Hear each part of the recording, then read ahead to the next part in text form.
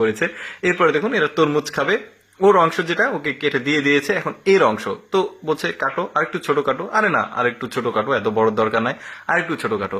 কেটেছে, কেটে ছোট অংশটা ওর হাতে দিয়ে বড়টা নিয়ে চলে গেছে। এই লোকটা তো পুরোই অবাক।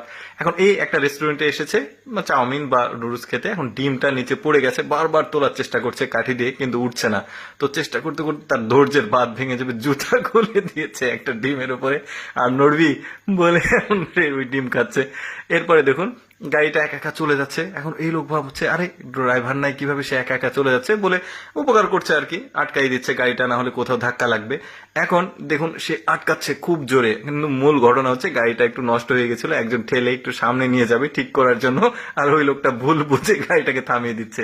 এরপরে দেখুন ভদ্রলোক হেঁটে আসছে, দেখছে একজন লোকের চেন খোলা, এখন সে ভাববে চেন খোলা, লাগিয়ে দিয়েছে। এখন ওই লোক বলছে আরে তুমি আমার চেনে হাত দিলা কেন?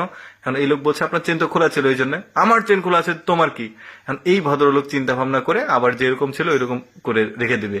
এখন এই লোকটা খেপে একটা চটকানি দিয়ে দিয়েছে, এটা ওর প্রাপ্য ছিল আর কি। দেখুন এখন দিবে দৌড়। এরপরে দেখুন হাজবেন্ড কাঁথার মধ্যে টাকা লুকিয়ে রেখেছিল, বউ সেটা আসলে শুকাতে দিয়েছে রোদে, এখন হাজবেন্ড এসে টাকা ঘোরাচ্ছে, দেখুন কিভাবে। বউ কিন্তু বুঝতে পারেনি সে এসে টাকা ঘোরাচ্ছে।